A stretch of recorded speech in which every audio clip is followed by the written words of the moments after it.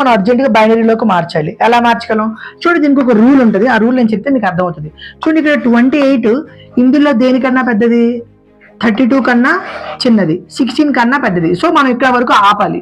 మనం తీసుకున్న నెంబరు మనం అనుకున్న 2 powers లో దేనికన్నా ఎక్కువగా ఉందో తక్కువగా ఉందో తెలుసుకోవాలి.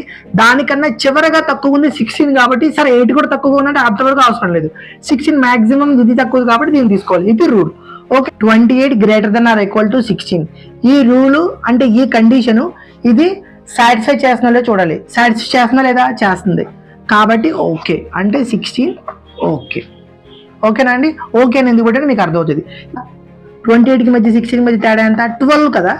12 మనం ఇక్కడ రాయాలి. మళ్ళీ చూడండి, ఇప్పుడు ఈ 12ని మళ్ళీ మనం ఈసారి 16 తర్వాత ఏముంది, 8 ఉంది కదా, 8 ఇలా రాయాలి. ఇప్పుడు ఈ రూల్ కూడా ఓకే అయిందా, ఓకే అయింది అంటే ఇది కూడా ఓకే. ఓకేనా అండి? 12కి 18కి మధ్య తేడా ఎంత, 4. అవునా? ఇప్పుడు ఈ 4ని మళ్ళీ మనం ఇక్కడ రాయాలి. తర్వాత 8 తర్వాత ఏముంది, 4 ఉంది. ఓకేనా? ఇప్పుడు 4 ఇదే కాదు ఆర్ కాబట్టి ఇది లేదా ఇది greater than or equal to 4 అంటే ఇది ఓకే కాబట్టి ఇది కూడా 4. ఓకేనా? ఇది కూడా 4. ఈ రెండింటికి మధ్య తేడా ఎంత, 0. తర్వాత ఏముంది, 2 ఉంది. ఆటోమేటిక్గా తప్పు.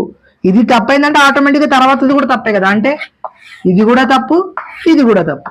ఇప్పుడు మనకి ఏమేమి మిగిలినాయి, 16 మిగిలింది, 8 మిగిలింది, 4 మిగిలింది. అవునా కదా?